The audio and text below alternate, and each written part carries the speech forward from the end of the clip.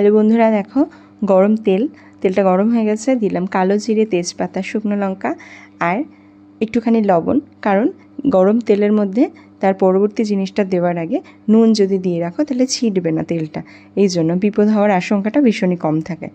আর এই যে ইলিশ মাছের মাথা অবভিয়াসলি আজকে হচ্ছে ইলিশ মাছের মাথা। এই যে আদা জিরে বাটা, আর আমি তার সাথে কচুর শাকটাও সেদ্ধ করে রেখেছি।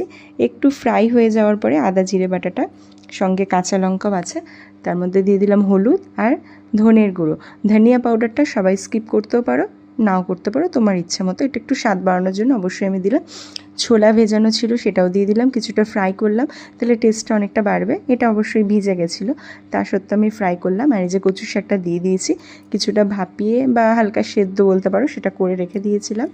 তো এটা ম্যাশ করতে করতে একটা কথা বলি, দেখো যারা ভিডিওটা চুপচাপ ভিউ করে যাচ্ছ, আমার কিন্তু উপকার তুমি করে দিয়ে যাচ্ছ একটু হলেও। তোমার উপকার যাতে আমি করতে পারি বা কে ভিউ করছো, আমাকে কারা ভালোবাসো সেটা জানার জন্য একটু কিন্তু কমেন্ট রেখে যাও। অবশ্যই লাইক করতে পারো, তাতেও আমি কিন্তু পৌঁছে যাব তোমার বাড়ি বা তোমার সম্বন্ধে আমি জানতে পারবো। তো এইটাই, তো এটা হয়ে এসছে প্রায়। তো এই দেখো আমার রেডি ইলিশ মাছ দিয়ে কচুর শাক। রেসিপিটা ভালো লাগলে লাইক কমেন্ট শেয়ার অবশ্যই করো।